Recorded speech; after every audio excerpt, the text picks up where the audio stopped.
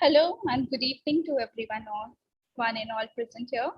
I'm Dr. Juhi, member from IAP Digital Team India, and today we are having a webinar organized by Indian Association of Physiotherapists Women's Cell Chhattisgarh State and Raipur branch on the occasion of World Cycling Day.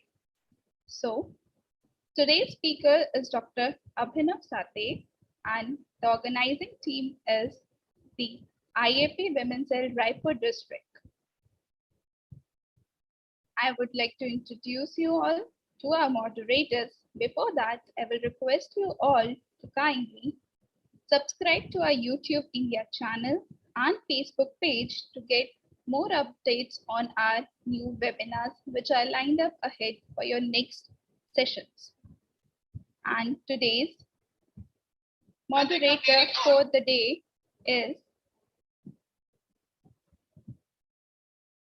Dr. Garima Tiwari, the State Coordinator, IAP Women's Cell, Chhattisgarh State.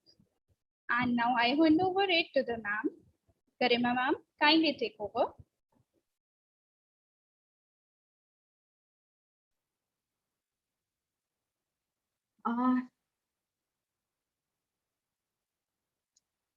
Hello? Yeah, I'm audible. Please go ahead, ma'am. Thank you so much, Dr. Juhi, and all technical team. Good evening, everyone.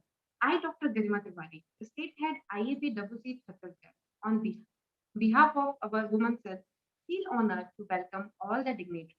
Our today's speaker, Dr. Abhinav Sathe, and all the members present here. IAPWC has been organized such events since last 3 years under the excellent guidance of Dr. Sanju Jha sir, Dr. Ruchi Vasne ma'am, and Dr. Sakina Kanchwala ma'am. The main purpose behind all the events is to spread awareness, take initiatives, and build a community that can help in betterment and can give back something to the society. As quoted by Scott Stoll, a bicycle ride around the world begins with a single pedal stroke. Cycling is a great form of exercise, we all know. But being a physiotherapist, I believe it's our duty and responsibility to aware people in our surroundings in the proper way to do it and prevent injuries associated with cycling and make this exercise more beneficial and easy. So, the theme of for today's webinar is ergonomic approach to correct cycling and cycling associated injuries on the occasion of World Bicycle Day organized by IAPWC Raipur, Chhattisgarh, which would be presented to us by our very dynamic and talented colleague, Dr. Abhinav Sathe. Dr. Sathe is Assistant Professor in Department of Physiotherapy, Rajiv Gandhi College, Bhopal, Madhya Pradesh, and he is PhD scholar from MYAS G&DU Department of Sports Science and Medicine, Guru Nanak Dev University, Amritsar. Without further ado, I would like to welcome Dr. Sathe and request him to start today's session. Now, the stage is hand over to you, sir. Welcome. So thank you, Dr. Garima ma'am, for the nice introduction.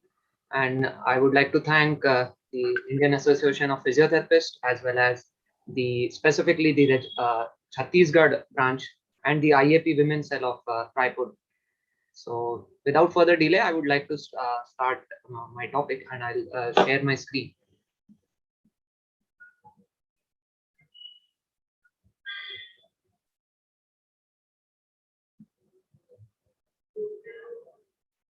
So I would like to check with the technical team if it's all okay. My screen and all. Fine. Please go ahead, sir. Okay, thank you. So as introduced by Dr. Garima ma'am, so the topic for today's webinar is ergonomics approach to correct cycling and cycling associated injuries. And as you know, today we are celebrating the World Bicycle Day, and it's such a beautiful thing without any carbon footprint, without any load to any other resources.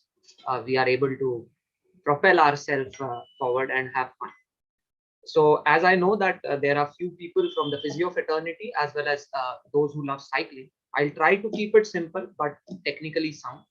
And there are some topics which need a special emphasis, but pertaining to the timing and all, I will try to stick with the topic is only, and the specificity of being discussing the ergonomics as well as the injuries. So I'll start with my lecture. So as I've been introduced, so myself Abhinav Sathe, and that's, I don't want to introduce other things because already the moderator has done this. So coming on to cycling. So cycling in terms is also known as bicycling or biking in foreign countries. And it's basically the use of bicycle for transport, recreation, exercise or sport.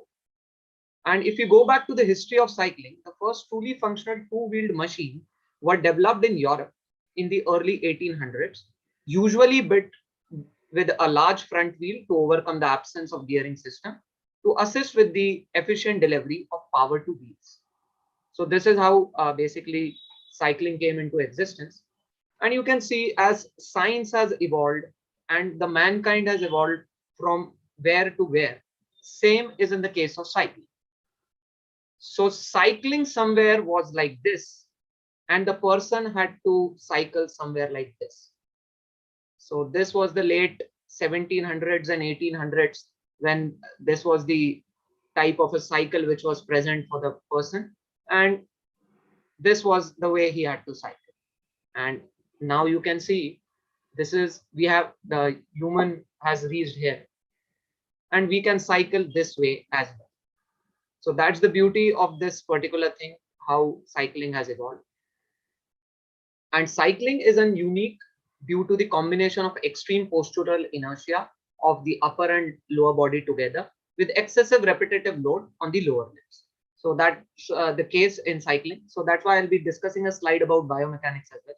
Few of you might be knowing it very well, but there are few who would like to have a light on this. So moving on with the types of competitions in cycling. So within the disciplines of cycling, there are different events with different athlete type in competition, such as sprint, endurance, and mixture of both. So specifically speaking at the broader global level, these are of three types. It's a one-day road race format, track racing cycling, and mountain bike. And within the one-day road race format, there are mass starts or inline road races, such as the Tour de France or other type of world global level cycling events. And there are few which are the time trial events. And if we talk about cycling as an Olympic sport, so yes, cycling has been since the first modern Olympics, which was held at Athens, Greece in 1896. And the events then slowly and slowly evolved. And right now present, the last Olympics at Rio in 2016, they had the tricycling event, the road cycling event, the mountain biking event, and the BMX. There's one more game which is triathlon, which is a mixture of swimming in the lake, running, and cycling. So there also cycling is included as a part of that particular sport, which is triathlon. So one of the biggest events in the world level is the road racing, on which the Tour de France is the most famous event. And last but not the least about the introduction is this, which even being a physio or even being a person we love, that is recreational cycling, which is perhaps the most satisfying way to get exercise, fresh air, and improve your health compared to any other form of recreation. So throwing some light on the biomechanics, a competitive load cyclist sits in the same position for somewhere around 25 to 35 hours per week and cycles at a rate of 80 to 120 rotations per minute. Riding position directly influences the power that can be produced by an athlete. Pedaling techniques. So power is produced by applying the force to pedals. Choice of equipment, cycle also affect overall performance. And it is important to choose right cycle or bike, where in foreign countries cycle is also known as bike. So the size is also important, which we'll discuss in the ergonomic section when we move forward. And last but not the least, in biomechanics, always the goal is not to go into pathomechanics and stay as it is, So minimizing injury by optimizing seat positions, which is one of the most important points. So the excessive anterior pelvic rotation can cause strain of lower limb muscles and structures of lumbar spine. And the seat can be moved forwards, placing the hip into greater extension. Moving seat forwards will decrease the limiting factors of hip flexion range. So now looking upon the major muscles involved. So specifically, otherwise it's a whole body exercise anyhow, but there's a pedal stroke which is involved, and then only the person is able to propel himself forward on a cycle. So the major muscles being the glutes, the hamstrings, the quadriceps, the calf and the shin muscles. But supporting them are our shoulder muscles, which are playing a very important role in supporting. I've put on the picture. It reduces the load on the back and the pressure on the hands, while also cushioning the terrain impacts, because at various levels or various terrains a person likes to either cycle, or if it's a sporting event, then also there's a case. The hands are especially load sensitive and can only bear about 20% of the load acting on the body. So that's why the hands are in there. The buttocks bear up to 50% of the load, and the feet typically carry 100% of the body's weight, ideally, and can even withstand up to 1000% during jumps. So this is the beauty of our feet. So even in cycling, this is there. And looking upon the anterior group and the posterior group of muscles on our torso area, they are also the most important part, forming the biomechanics or a efficient way to cycle. So now moving on to the major parts of our webinar today. First, we'll discuss about the cycling injuries, and then we'll move on to the part of the webinar, that's the ergonomic approaches. So as per research suggests, these are the 10 points as per the epidemiological studies being done since so many years back, because cycling has been since the first Olympics in 1896. So they are the neck pain, forearm pain, which is also known as arm pump, knee pain, hand pain, ankle pain, foot numbness, saddle sores, hip pain, low back pain, and AC joints pain.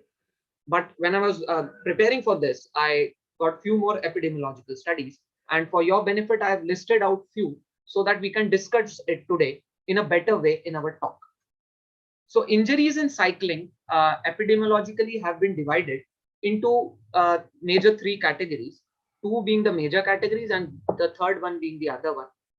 So the category one basically divides the injuries in cycling into acute and chronic. The category two basically divides it into atraumatic, which are basically the overuse injuries, and the traumatic ones. And the last one is the other injuries, which takes into account the mechanical problems, as well as they may be related to the improper fit, size, and adjustment to the bicycle itself. So when we divide, and as many physiotherapists are there, and those studying sports as well. So traumatic is having few injuries, and atraumatic is having few injuries. Out of these, epidemiologically, the most important ones we will be discussing, but we can see the list. So of the traumatic ones, it's the concussion, the eye injuries, the spine injuries, contusion, road rash, lacerations, and fractures. And of the atraumatic, which may be due to some trauma, but ideally they are atraumatic in nature. It sometimes can be turned into traumatic, some of them. So they are sunburn, trapezius and levator scapulae pain or spasm. There are certain neuropathies which are there. So our ulnar neuropathy, which is also known as cyclist palsy, its name on the cycle only. So median nerve, that's the carpal tunnel syndrome, pudendal nerve, and the saddle sores. Other than that are the trochanteric bursitis, the iliotibial band syndrome, the chondromalacia patella, infrapatellar tendinitis, Achilles tendinitis, plantar fasciitis, metatarsalgia.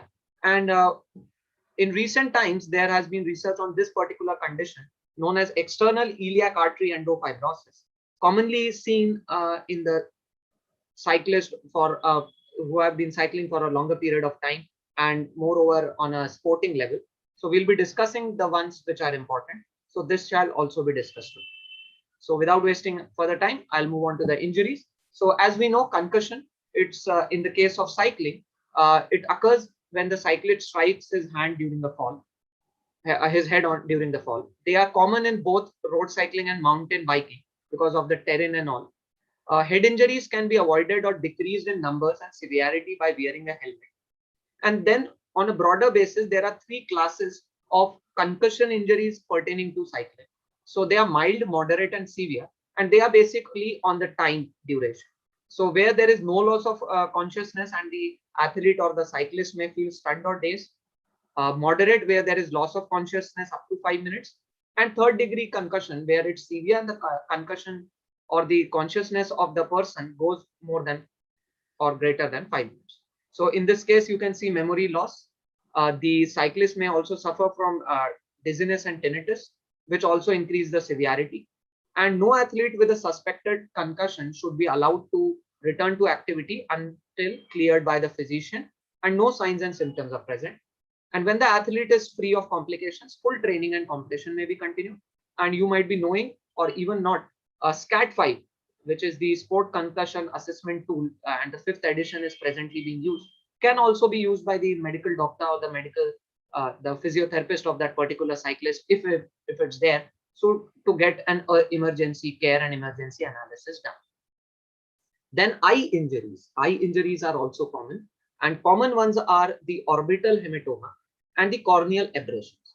And in some cases, there are chances of floating bodies presence as well, which is the dirt, gravel, sand, and insects may get in the eye. So for this, because we are physiotherapists, so we can quickly discuss the first aid management. Even the cyclist can do this. So the eye should be flushed with the saline solution or cold water to remove the object. The eye should be covered with a patch and the cyclist sent to a physician for further evaluations and treatment. A direct blow to the athlete's eye can result in a retinal detachment. The detachment may be painless, but the signs and symptoms, including the specs, even if they are wearing, so that can be taken into account. And the flashing light sensation, the blurred or the fuzzy vision, or any case of appearance of a curtain falling down on the field view can also be taken into account. And a direct blow to the eye may also cause hypnea, which is collection of blood in the anterior chamber. There are chances, as I told, doing the epidemiological research for this particular part, a globe or orbital fracture can occur with a direct blow. So if such an injury is suspected, refer the athlete to an ophthalmologist as soon as possible.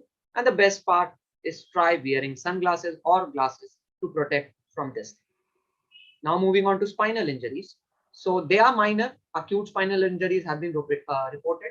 There are chances, here we are not discussing PIVDs and such conditions because they move or they will take it to another level. But pertaining to the cyclists, what they have given the feedback and the epidemiologies have been done. So they are like patients have been reporting thrown over the handlebars while traveling downhill speed, and then the spinal injury, an acute spinal injury happened. And they were ranging from no neurological deficit to profound insult. So such as high cervical injury were very commonly seen in cyclists, then mild thoracic spinal injuries, and then lumbar injuries. Then moving on to lacerations. So lacerations also occur from falling off or crashing bicycles. A laceration is an open wound with jagged edges. This may result from falling into another bike or equipment, from a bicycle striking the rider as he/she falls. The cyclist may also receive a laceration, including the hands, arms, legs, head, and face. Protective equipment to avoid lacerations are gloves, a helmet, sunglasses, or eyewear. And all open wounds should be kept clean and bandages changed regularly.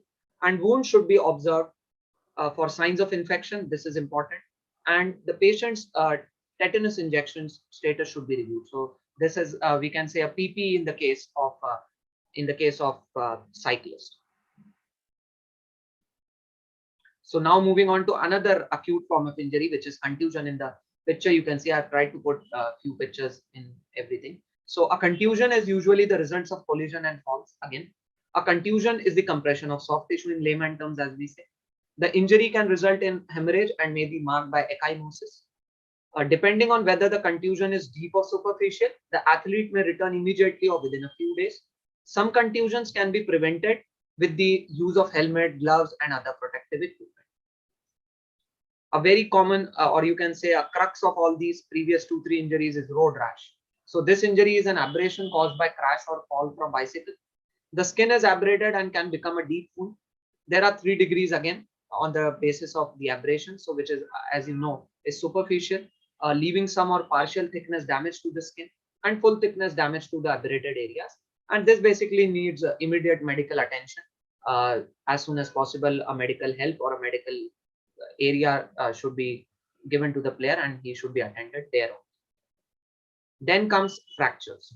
So it's a very long thing to talk, but yes, epidemiologically, few fractures have been moreover proven in the cases of, or seen in the cases of cyclists of any form, may it be the recreational ones or may it be the competitive ones. So the upper extremities are common, and there are possibilities of lower extremity. So what are these? Let us throw some light on that. So as an epidemiologically proven, the upper extremities are greater risk because they are used to break falls and avoid collisions. And the most commons are the hands, wrist, clavicle, and olecranon. But there are cases in case of metacarpal fractures. I put some mechanisms of few common ones. So when the hand may be run over another cyclist, such as in the case of collision, or may get entangled in the bicycle of the fallen rider himself or any other rider passing by. Then there is case of lunate or distal radius, the common one being the common reason being the fall on outstretched hand. And further on, this is going to lead into inbox of Preser's disease, which is a complication of this case. Fractures of the hand and wrist need to be immobilized initially to facilitate healing. However, they can be treated with a soft molded cast to allow for training or competitive riding, such as in the case we can use silicone cast. And still prevention is, if possible, using the hands to break the fall. Then comes olecranon fracture. As I told, the mechanisms have been discussed. So when the bicycle suddenly slides out from underneath the cyclist, causing the athlete to strike his elbow on the road surface. I hope in this virtual world you are able to at least mimic it when I'm telling all these things. So most commonly, this is due to the debris on the course, bad weather. You know, the asphalt road generally is there, or there's the clay and other stuff out there. So the bad weather condition, such as rain or the first ride on an unfamiliar surface course. So this is also one of the external factors which is causing this. Treatment, moreover, proper immobilization to facilitate healing, and displaced fractures have to have surgery being done. Then moving on to the two final fractures commonly, that's the fracture of the clavicle. Let us have a look at the mechanism. So it's on the fall on outstretched hand. After the hand strikes the ground, the force is transferred through the hand, wrist, forearm, humerus, and finally to the weak and vulnerable clavicle. And most can be treated with a figure of 8 brace or strap. Shoulder dislocation. It's also in context with the fractures. So wreck or fall, it's basically, and a direct blow to the shoulder or the arm being forced into a position of external rotation or abduction causes the humeral head to displace and dislocate. What shall be the sign and symptoms? So here you will see a flattened deltoid with the decreased ROM. I hope you must be knowing about these dislocations, and internal and external rotation. The athlete will try to frequently hold, or he will cradle the affected arm in a position of comfort. And there are chances of the acromioclavicular sprain. These injuries usually present the pain and deformity over the AC joint. Now, a very common one is the sunburn. So you can see the picture of this particular cyclist gentleman. So you can see how much this can happen. So cyclists are in the outdoors, as you know, and their legs, arms, neck, and face are extremely susceptible to sun and burning. So the sun can also contribute to dehydration, especially when clear skies, high temperatures, and high humidity cause cyclists to sweat profusely as they train or compete. Proper hydration should start several days before and continue after event, so which is a part of conditioning, or you can say it's a pre-event meal or pre-event preparation. During an event, an athlete should try to drink about 8 ounces of water or fluid every 20 minutes during and past 1 hour of exercise to maintain hydration and to keep sustained maximum effort. Dehydration and sun can cause heat related illness such as cramps, heat exhaustion, and heat stroke. And the athlete needs to be removed from the sun and competition in such conditions, and fluid must be replaced. So you can't, you have to keep the life of the player also important. So which degree of heat illness he has suffered. So if it's in the initial level, it's fine. But if it goes into exhaustion or syncope, then it might be a threatening one. So that's why these points are important. And then few very common ones, but not taken care. But yes, they cause these problems. And to the novice one, this is seen much. So trapezius and levator scapulae pain or spasm of our muscles. So the pressure placed on the arms and shoulder. So if the handlebars are too far or too low, the cyclist has to overreach to grab the bar, and thus places increased stress on these muscles. The prevention being ensuring the handlebar is placed at the correct height and the stem is proper length to ensure proper reach. And I'll discuss this in the ergonomic part as well. And then there are certain neuropathies, as told in the introduction. Common being the ulnar one, the median one, and the pudendal nerve one. So in this particularly, the cyclist palsy, which is the ulnar nerve palsy, is caused due to force applied through the handlebars and brakes. And what are the clinical features? So being a cyclist or being a therapist, it will be helpful to us. So it includes numbness and tingling in the fourth and the fifth fingers of the hand and decrease in the grip strength.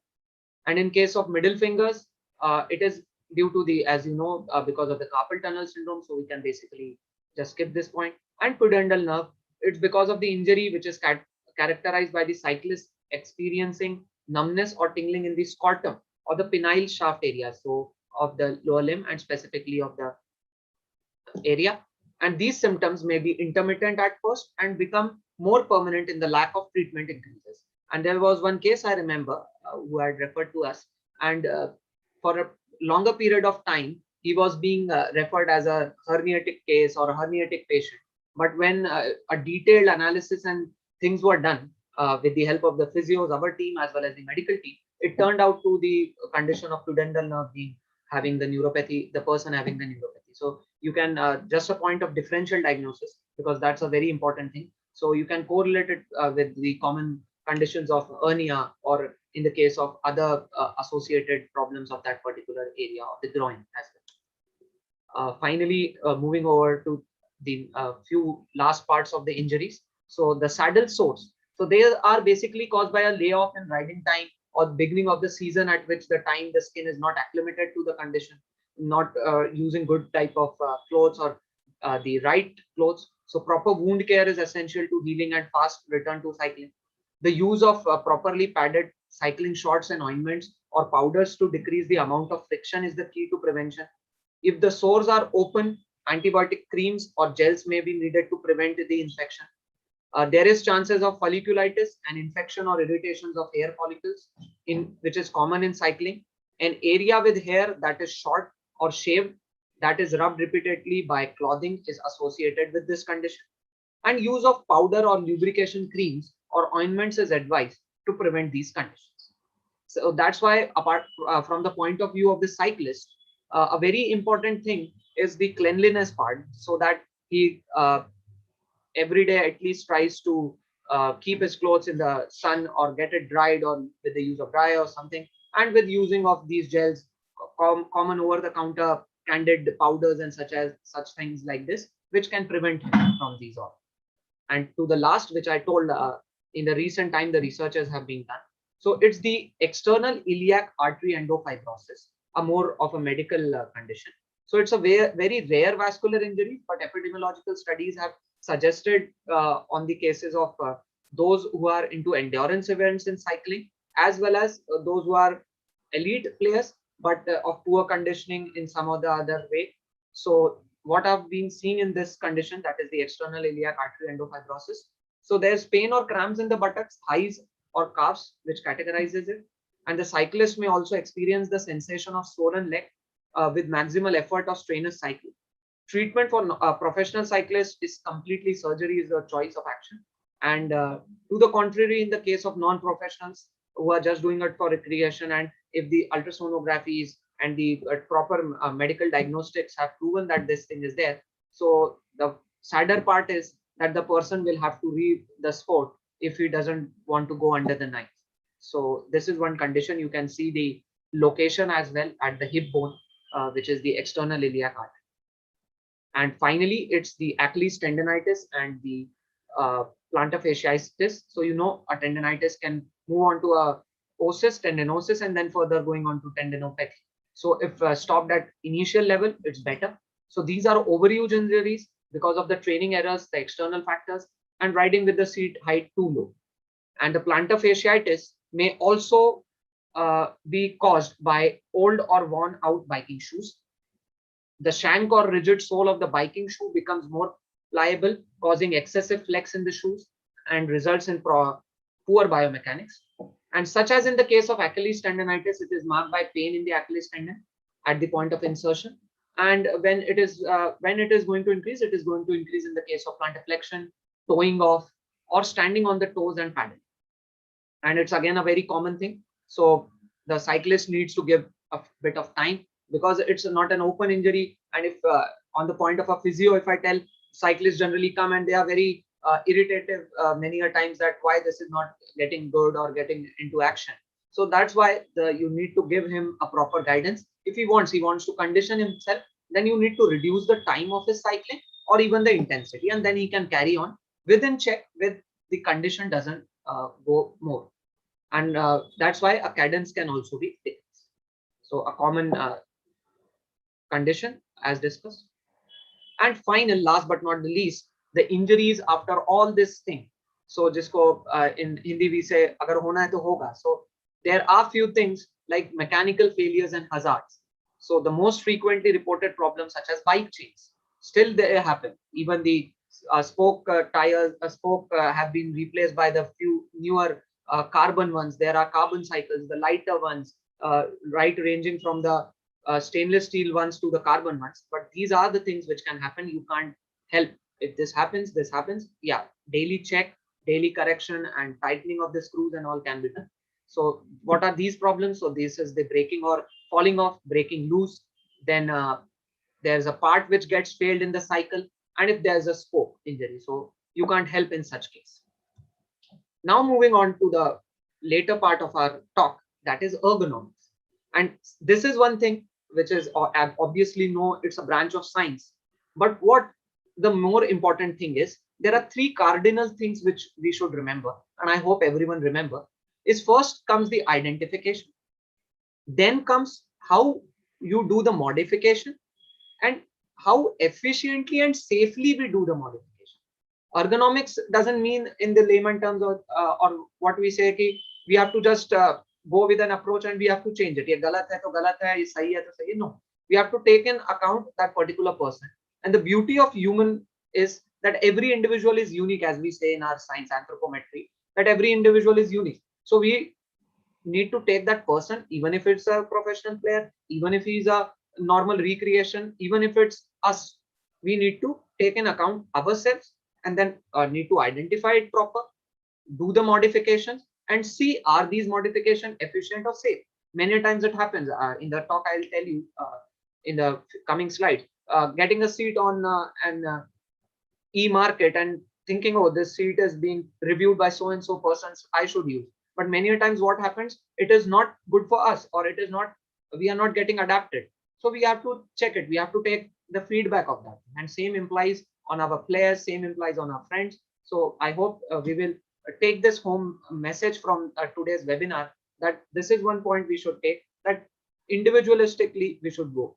So moving on further, I'll try to summarize it in a shorter way because it's a long thing. So bicycle size and fit comes the first important part. And the beauty of this is, even being a physio, we can understand, even being a layman, we can understand these few things. Only the modifications are the ones which requires a bit of technical thought process. Otherwise, it's too easy. So what are these factors? So these are seat height, position, and reach. So first comes seat height. So I've tried to summarize them. So if it's too high, the power is diminished. Excessive stress is on the posterior structures such as our hamstrings, our gastrocnemius, our posterior knee joint capsules. Compensatory excessive hip extension shall happen, which will cause loss of stability on our pelvic and the core muscles. And if it's too low, so see the contrary, high ki bhi baat kar raha hu, low ki bhi baat kar raha hu. So if it's too low, increases knee flexion throughout the pedal cycle and increases the patellofemoral and suprapatellar dorsal load. So this is how a pictorial representation we can see. Measurement of seat height. So in the diagrammatic approach I've tried to show you. So you can see in this case, you have to check these three things. That is foot at the bottomest of the stroke. What is the height at that point? That is this particular figure. Inseam measurement. So you have to check that particular person's. So you can see the landmarks being there. So you can check, go for this. And then the center to top measurement from the pedal to the seat. Then there is something of reach. So it has the most variability with the setup, because again, as I told, it depends on the cycling. In the coming slides, there is always a talk which cycling position is good. When many a times we say also ye position sahi hai, ye nahi hai. So no, there have been researchers on every type of standard sitting positions on cycle, and there have been proven facts on it. So let us talk right now about the reach. So it has the most variability with this setup of the cycling. So there is no measurement for reach, as it will depend upon the rider flexibility, and it depend on the course of cycle. So the time of which Asatoni is going to do it on the same position. So it's going to be depending on him. But yeah, there are a few points which he can keep. It's on the rider's flexibility. It's on the experience. Then comes the most important thing, the comfort, the desired bike handling. So there is a way of handling the cycle in certain types of cycles, and there is a certain desired aerodynamics. So we will discuss a slide of this also, because you know, in the introduction slide I told about the various forms of cycling. So there's a set of cycling we saw, time trials, which generally happens in the velodrome. Generally on the Olympic levels, it's the indoor velodromes where this aerodynamics thing changes completely. But in context of countries such as where there is not much infrastructures of velodrome, this happens in open air. There are velodrome, but it's not indoor. So there this aerodynamic comes into play. So that is also one important thing to keep in. So this was that slide about. So the wind resistant, and I was going on to this only, that and when this event is happening, such as the Tour de France, or let us say an event organized in our city itself, and it's of, let us say, a 10-kilometer ride, a 25-kilometer, or a 50-kilometer ride. So in this case, the wind resistance is the primary thing to keep in mind, and this comes with experience specifically. I can talk lens about this, you can read it, but this comes about with the experience, how to cater this thing. So the important factor is reducing the effect of wind resistance is the front on surface area that the cyclist exposes in the wind. So a coach can tell much better about these points, and that's why the modifications happen. And the rider must position the pelvis in the anterior tilt to flatten out the lumbar spine, and so as to reduce his or her front on the surface area. So you can see the representation of the resistance coming on the headwinds for the cyclist. So from the orange end, you can see the representation of the bike or the cyclist, and on the blacker end, you can see the wind. And then that has been discussed here, and how he perceives the velocity of that speed depends upon. So this is a bit technical one, but you should have a bit of knowledge of this. Not going into the coach's domain, but at least this is a biomechanical point which can be kept into mind while deciding the ergonomics. And now comes the last part, which is always the confusion, or it comes into everyone's mind. See, that I cycle that way, isliye that pain happened. I cycle this way, so might be this pain happened. So no, there have been researches. So when the pelvis is correctly angled, that's the important thing. And as we know, we have our normal curvatures as well. ऐसा तो नहीं है कि the curvatures have developed over a time. We have them, being the thoracic kyphosis, or let us say the lumbar lordosis. So there are few things to be kept in mind. So I'll quickly go through this. So when the pelvis is correctly angled, the spine takes on the S shape. Basically, you can see in the red line drawn here, thus producing a back with a slight natural hollow structure. But when sitting like this, the pelvis is wrongly angled. It tilts slightly backward into an upright position, and as a result, the bike becomes round. The back becomes rounded, and the spine is less resilient. And then this fatigue things, less endurance, and everything comes into play. So now further moving on to the later part. So researchers have proven, it's from I've referred it from one single research. So they have also proven nothing is wrong in these four positions. So these are the four cardinal positions, or these are the four typical position, gold standard positions, we can say, which are opted by various cyclists in whatever capacity they cycle. Even if they cycle it out on a recreational end, it's their choice. If it's on a road cyclist event, it's their choice. Or if it's a velodrome event, it's their choice. So what are these? I'll throw some light on these. So it's the classical Dutch bike position. The next one is the city bike position, because this was considered to be one of the way the people used to transport in the earlier 1900s and 1800s. So that's why it's being named like this. Then the trekking bike position, and finally the sporty position. So finally, moving on to the end of my talk today, a few things which you can take about the ergonomics part is, first of all, the seat and the saddle. So what to keep in mind or to convey to your players or to your friends. So be sure that the seat or saddle is leveled. If you are sliding too far or forward for the tilting of the saddle, then too much weight is being placed on your hands and lower back. You have to check that thing. The saddle should also be comfortable distance from the handlebars. If it's too close, then extra weight will be placed on the mid back and the arms. Too far away, and extra strain will be placed on the lower back. So this is one point for the seat and saddle. Moving on to the handlebars. Handlebar position will affect hand, shoulder, neck, and back comfort. The higher the handlebars, as we discussed, the more weight will be placed on the saddle. Generally, taller riders, so this thing comes into play. So generally, taller riders should have lower handlebars in relation to the height of the saddle. This is all research proven, evidence based. Proper handlebar position allows for shoulder to roughly make a 90-degree angle between the shoulder and trunk.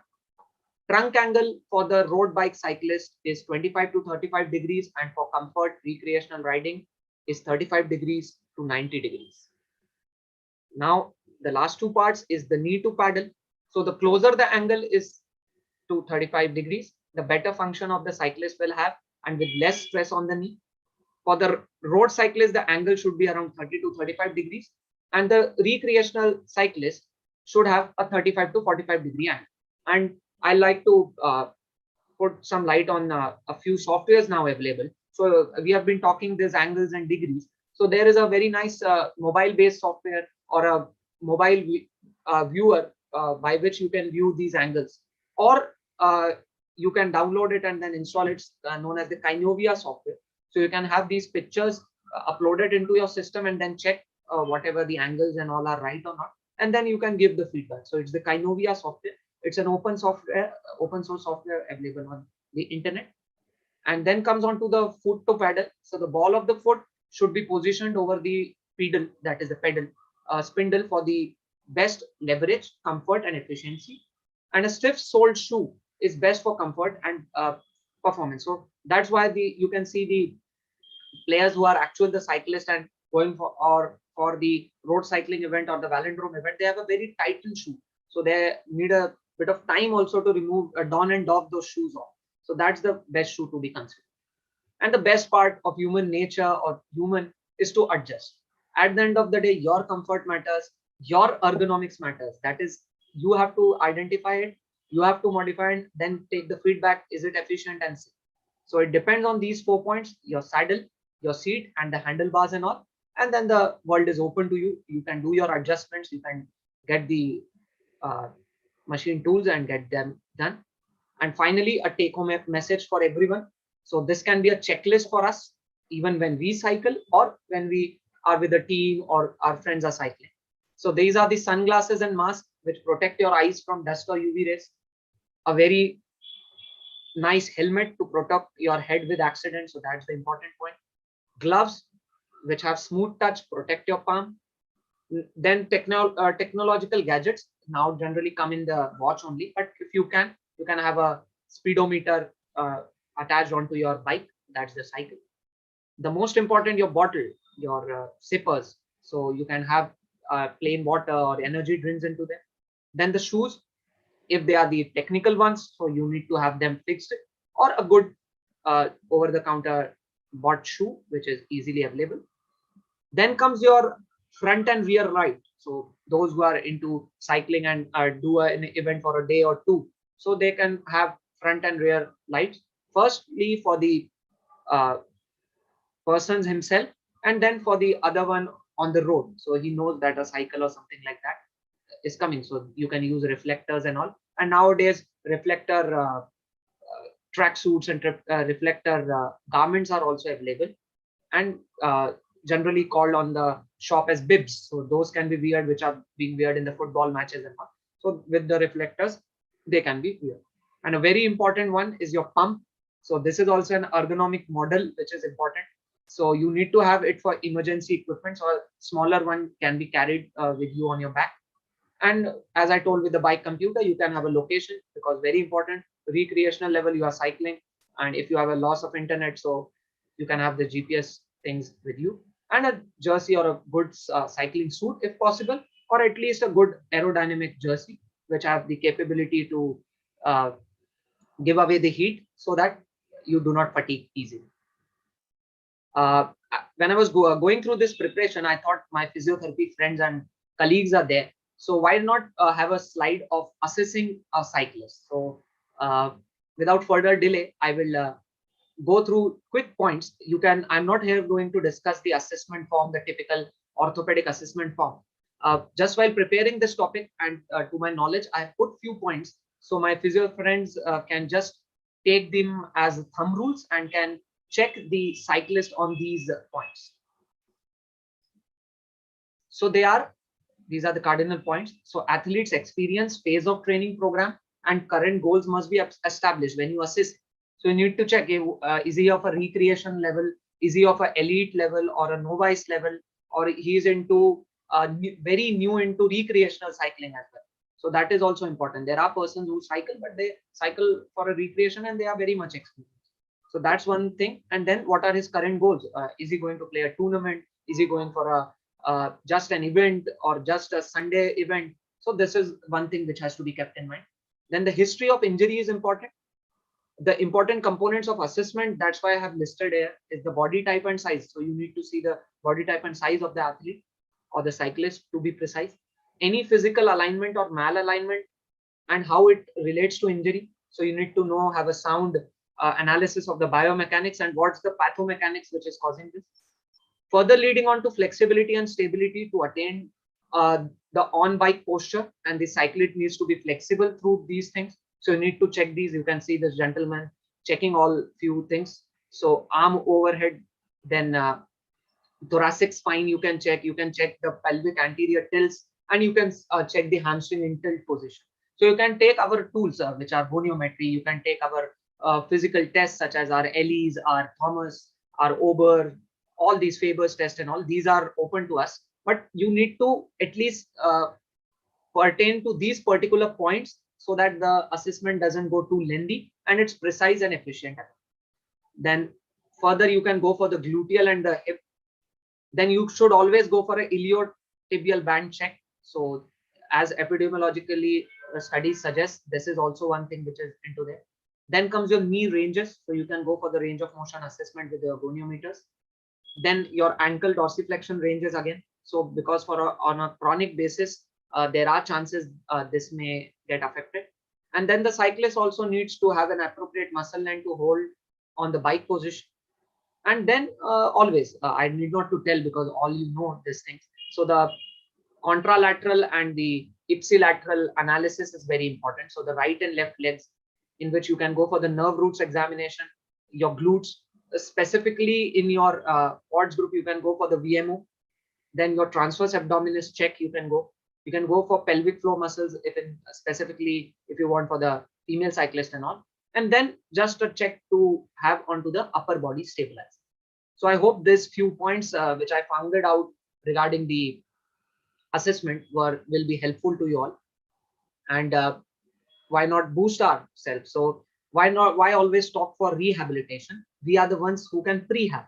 So there are camps, there are teams, or there are institutes which associate physios and sports specialists with them. So we can have a nice prehabilitation plan for them, so that if even the injury happens, it happens less, or if it happens, then we have at least a point to think upon where we falter. As well as rehabilitation, always we are the ones which will help the cyclist or the fraternity. So yes, just a point from my end, have a good prehab program for them if you are associated with cyclists, or the best way is to apply it to you yourself. So as you know, because of this COVID situations and all, many were deconditioned last year as well, and this situation as well, and then they will come back. So we can prove a good person or good thing to them. So what points a physio can give them is the maintenance of bike posture, scapular strengthening exercises, gluteal strengthening exercises, which can be a program for every day's breakfast.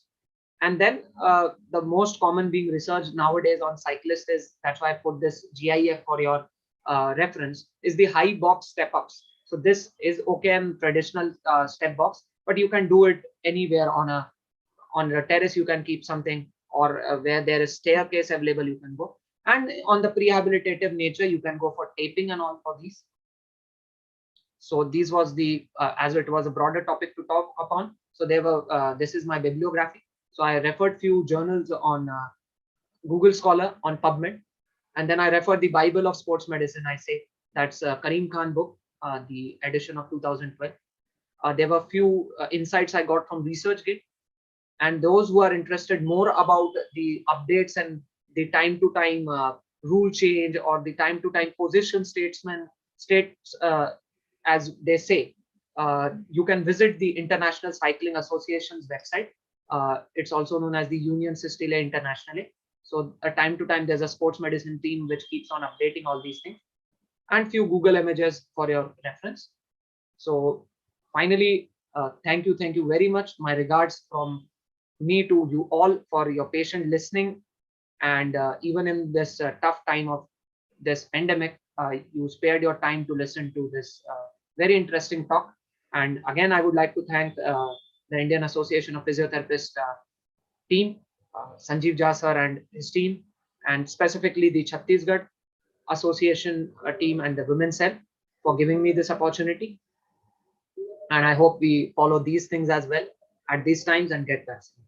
So thank you very much once again. Jai Hind.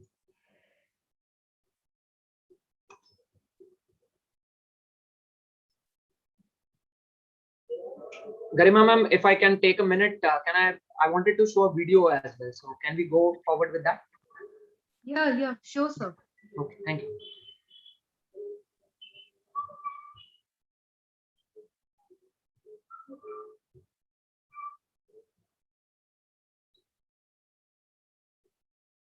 I hope this video is being played on your screens. The technical team can just give me a feedback. I'll just check. Just give me a.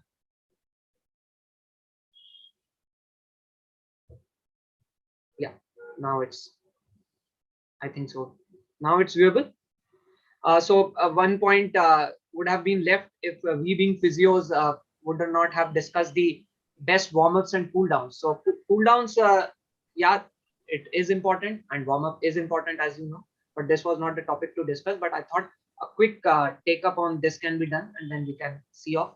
So yeah, there are few certain stretches which can be done as a part of the warm-up, and on a broader end, the specific and the journal warm-up is okay. You can do the same applies to the cool down, but you can take a few stretches. There are only 3 stretches which are there in this particular video, which you can take up or do and tell the athlete as well. They obviously know which will help you out in injury free, at least a lesser injury. So just spare time for a few more minutes. So I'll just forward it. 3 stretches. So I hope this First video one is going to be a standing easy. calf stretch. So with the standing calf stretch, the first thing you want to do is relax. Even before you do any of these stretches, you should probably cycle around just a little bit to get the blood flowing to the muscles that are going to be used for the ride. But anyway, standing calf stretch, you want to place a heel down into the ground, then bend over at the hip, really stretching out the glute, and reach down as far as you can and pull up. Pulling up is what is going to make the gastrocnemius, which is your calf, is what's going to stretch the calf out. You want to hold it for 10 to 30 seconds and then switch. Opposite side, plant, down.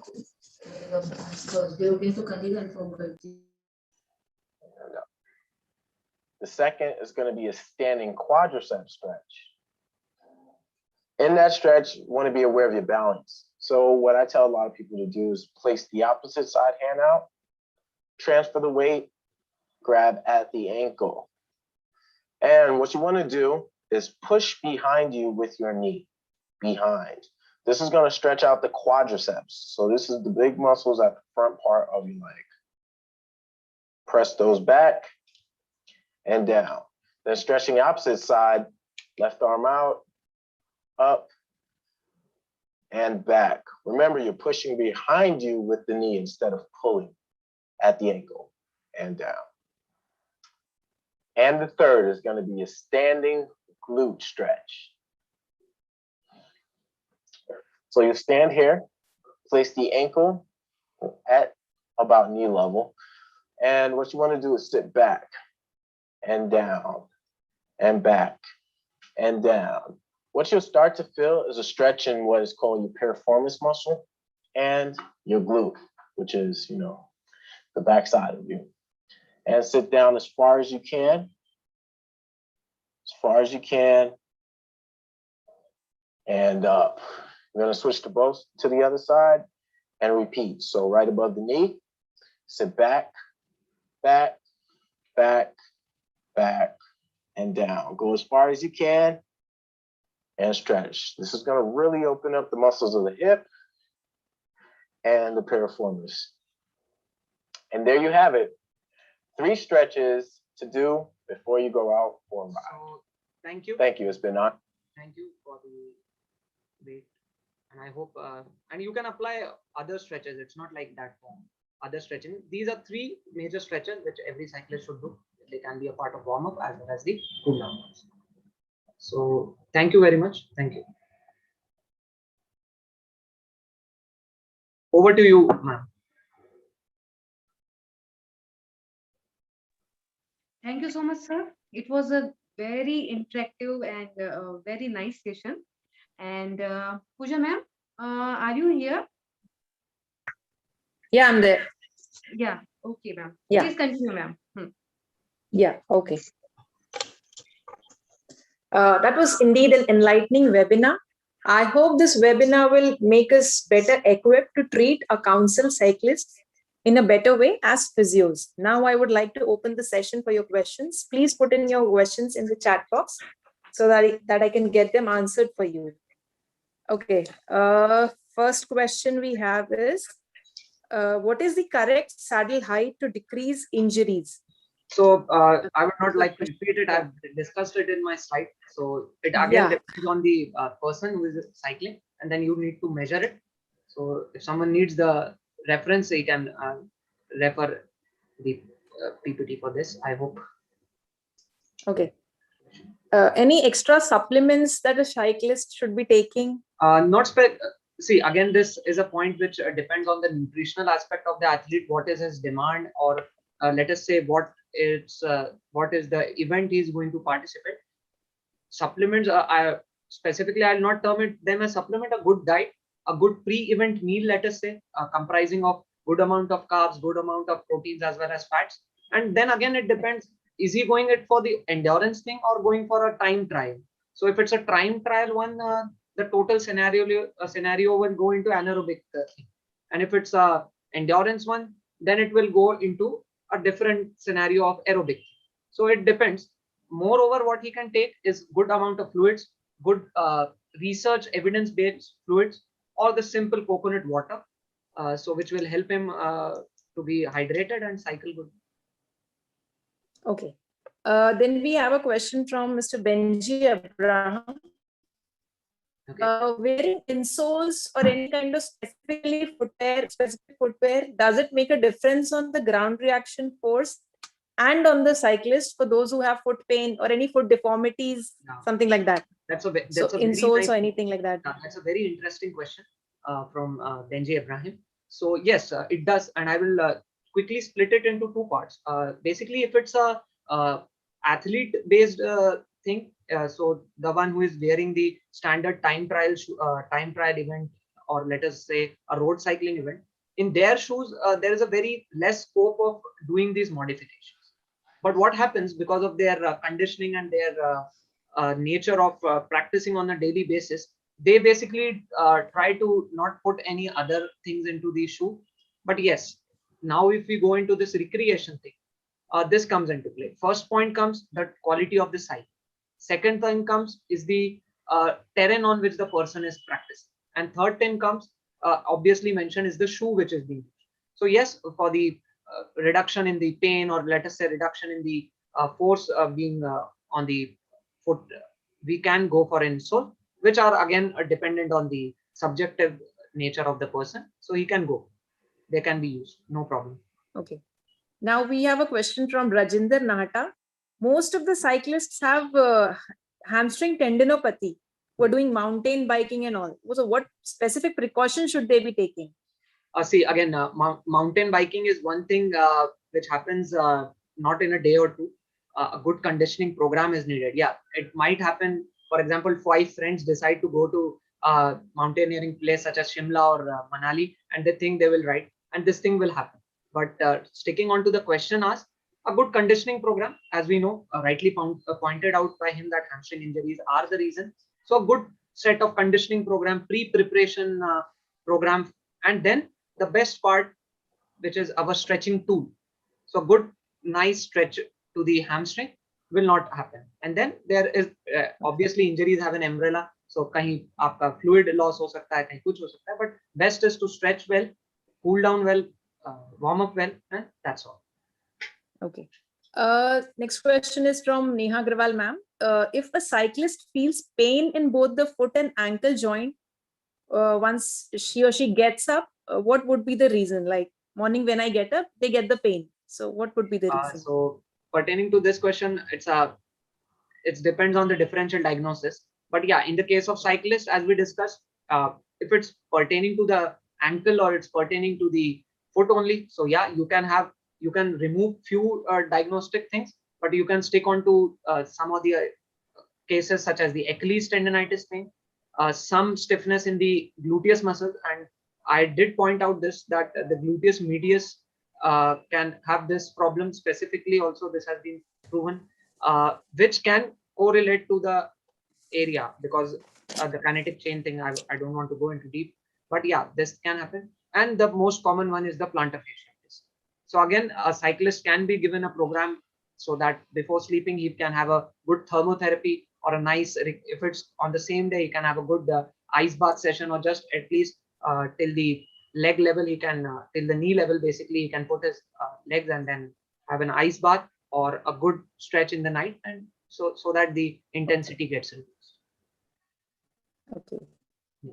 We have a question from Radhika Asawa. She's saying it's a very informative session, and she's asking that does the shape of the helmet matters? Yeah. I mean, helmet shape, does it make any difference? Not as such in the cycling event, but means what I am able to get from this question is that yeah, the one thing which will happen is, yes, obviously security is the thing. Okay, security is the thing, that is for sure. That if it's not a proper fit helmet, even if she is wearing a helmet, that is going to affect. Second thing is the aerodynamics. So if it's the case of Valendrone cycling, and if the helmet is not of a proper fit, and we discussed in our slide about aerodynamics, so that is going to get affected.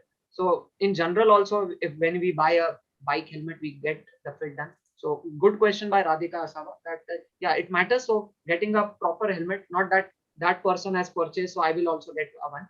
You have to go there, you have to get that fit, and then it will be good. And a proper bicycling helmet, which I've shown, not a cap. Okay. Yeah.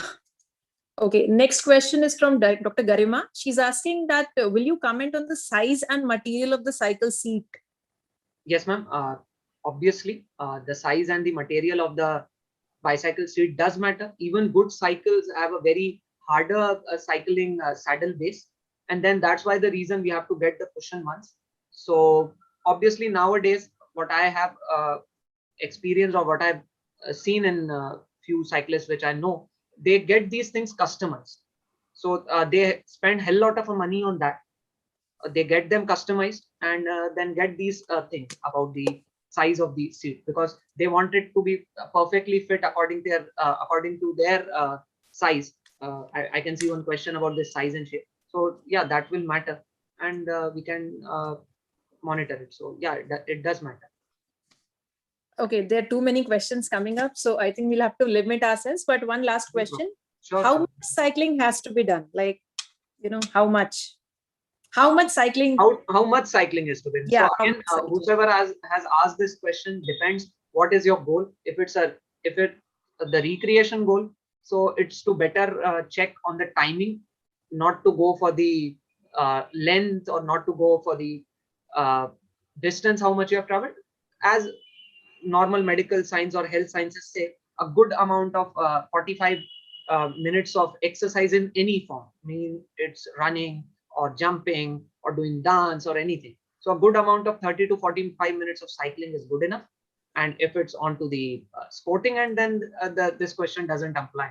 So it depends on the event which he is practicing, and then on a daily basis how he's conditioning himself. Yeah, what can be done? How can we modify this question? If you is a novice or if is a new person to cycling or a recreational one, but doing it for a goal of better health, better fitness, so he can go steady and slowly, which is the law of progression. So he can go by 10 minutes, then moving on to 20, then again 45, and then tapering for a few days, coming down or having a day off. So it will be good. Okay, thank you so much. Now I would like to call upon Dr. Neha for giving vote of thanks. Over to you, Neha, ma'am.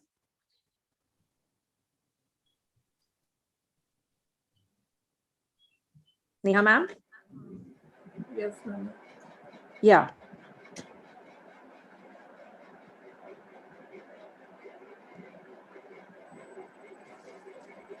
A very happy World Bicycle Day to everyone.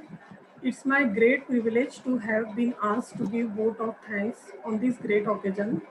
I, Dr. Neha Agrawal, IPWC Raipur District Sub-Coordinator, on behalf of our team and my entire family of IPWC team, a big thank you to Dr. Abhinav Sathe sir for your presence and took your valuable time from the busy schedule. Sir, your explanation on the topic was fabulous. And today, as a cyclist, I learned many new things. Thank you so much, sir. I would like to thank our technical team for the support. I sincerely express my gratitude to Dr. Sanjeev Jha sir, our national head of IP, Dr. Ruchi Varshney ma'am, IPWC national head, and Dr. Sakina ma'am, zonal head of IPWC, for providing encouragement and the support to organize this event. Thank you so much. Event like this does not happen over the night. It starts slowly, weeks ago. It requires planning. Yes, we are fortunate enough to have a great Chhattisgarh state team and our own Dr. Garima ma'am, state head of Chhattisgarh. I sincerely thank you to all of them for their support. I heartful thank to my state coordinators, my colleagues, and my friends from Raipur district to make the event a grand success. Thank you so much, everyone. And lastly, I would like to say that on this World Bicycle Day, our Chhattisgarh state team has organized a virtual bicycle event that is still going on 3rd and 4th June. It's open for 48 hours, and you have to fill a form, and your data, and you have to give your data, and e-certificate is also provided. So make yourself a part of this event, and get register yourself for this event also. So thank you so much, everyone. Thank you, Dr. Neha. Thank you, everyone. Thank you to our speaker who has given us a wonderful insight into the cycling, actually the world of cycling and its connection with human body and biomechanics. And I would thank to the IAP Women's Health Chhattisgarh team, state and Raipur branch team. I would extend a thanks to Dr. Garima ma'am for such an amazing webinar, Dr. Pooja ma'am and Dr. Neha ma'am. Thank you, and request you all to kindly subscribe to our YouTube channel to stay updated with our latest webinars happening to educate and upgrade ourselves. Thank you. Thank you for watching. Thank you so much, ma'am.